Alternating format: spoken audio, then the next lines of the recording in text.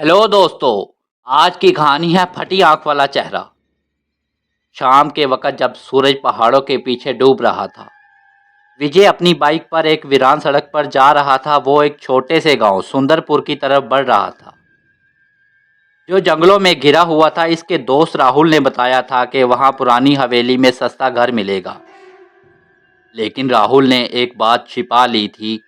इस गांव में कुछ अजीब होता था, खास तौर पर रात के वक्त। विजय गांव में दाखिल हुआ तो सब कुछ सन्नाटा था। दरख्त झुके हुए, परिंदे खामोश और खिड़कियां बंद थीं।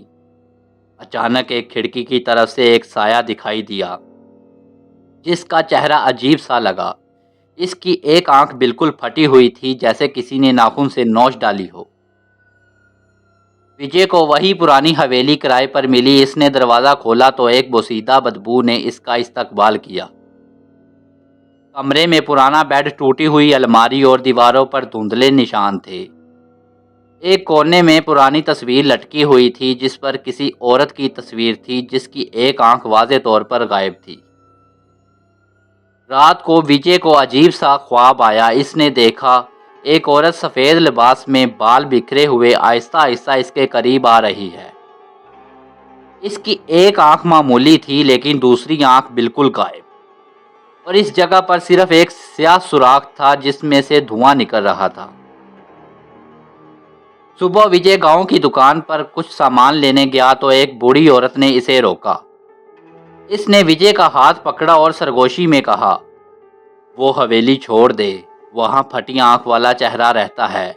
वो हर नए आने वाले को देखता है, फिर निकल जाता है। विजय ने रात को अलमारी खोली तो एक पुराना लकड़ी का बॉक्स मिला। इसे खोला तो अंदर एक इंसानी आंख थी, बिल्कुल खुश्क और स्याह। आंख के साथ एक खत भी था, जिस पर खून से लिखा था, इसे वापस दो वरना वो तुमसे ले लेगा। आधी रात को विजय को आंख की खुली तो से कमरे में साया सा महसूस हुआ। वो धीरे धीरे इसके बेड की तरफ बढ़ रहा था। इसका चेहरा वाज़ेह ना था, लेकिन जब वो करीब आया तो विजय ने देखा वही फटी आंख, वही चेहरा, वही स्याह सुराख। विजय ने जल्दी से बाइक निकाली और गांव से भागने की कोशिश की, लेकिन सड़क पर धुंध छा गई और हर तरफ से वही चेहरा नजर आने लगा। दरख्तों के पीछे, आसमान में, ज़मीन पर वही फटी आंख वाला चेहरा। गांव से निकलने के रास्ते पर विजय को एक पुराना कब्रिस्तान नजर आया। वो बाइक रोककर इसमें दाखिल हुआ, शायद कोई रास्ता निकल आए। लेकिन जैसे ही वो अंदर गया, इसे कब्रों के बीच एक छोटा बच्चा दिखाई दिया। बच्चा मिट्टी से लथपथ था और इसकी आंख वही थी, फटी, बाहर निकली हुई, जैसे वही चेहरा अब हर शक्ल में बदल गया हो। विजय ने भागकर कब्रिस्तान से निकलना चाहा, मगर एक कब्र के करीब पहुंचकर इसके कदम रुक गए। कब्र से सरगोशी आ रही थी, मेरी आंख वापस कर दो, वो तुम्हारी नहीं है। विजय के हाथ में अब भी वो बॉक्स था, और जैसे ही वो आवाज़ सुनी, बॉक्स गर्म होने लगा। विजय दोबारा हवेली लौटा, ये सोच कर के शायद तय खाने में इस राज का हल हो। इसने जंग आलूद दरवाज़ा खोला तो नीचे एक लंबा और सर्द जीना था। नीचे उतरते ही एक अजीब सी बू और अंधेरे का सामना हुआ। एक कोने में पुराना शीशा रखा था, और शीशे में वही चेहरा नजर आया, जैसे वो इसमें कैद हो। विजय ने शीशे के करीब जाकर देखा तो चेहरा हरकत करने लगा, जैसे जिंदा हो। अचानक शीशे से एक हाथ बाहर निकला और बॉक्स की तरफ बढ़ा।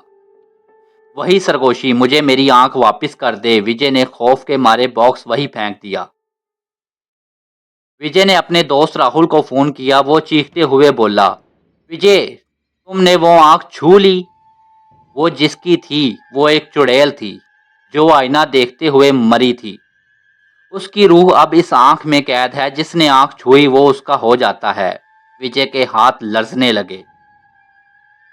विजय ने बॉक्स उठाया और तहखाने के इस शीशे के सामने लाकर रख दिया।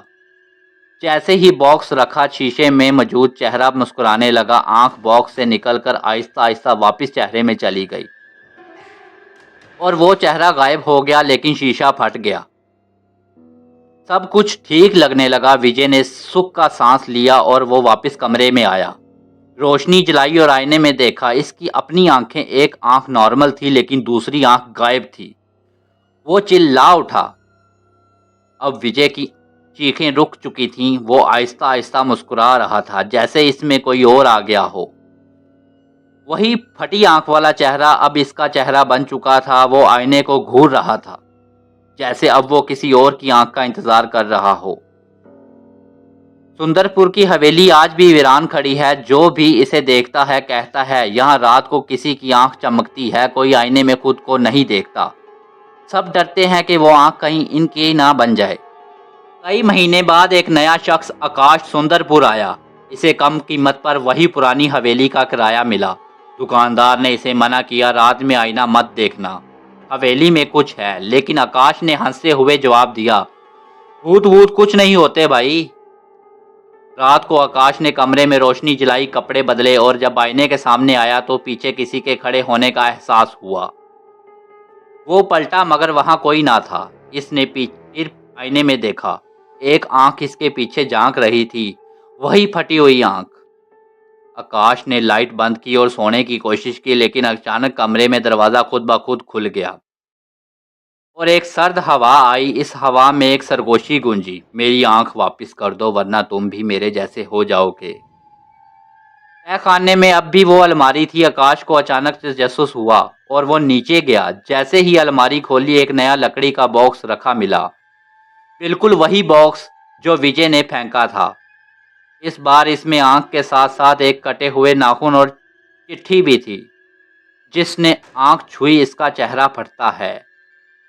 आकाश चीखा और बॉक्स बंद करके भागने की कोशिश की, लेकिन इसका जिस्म मफलूज हो गया। इसकी आंख खुद ब खुद बाहर की तरफ खींचने लगी, जैसे किसी ने अंदर से जोर डाला हो। एक भयानक चीख के साथ आकाश की एक आंख फट गई।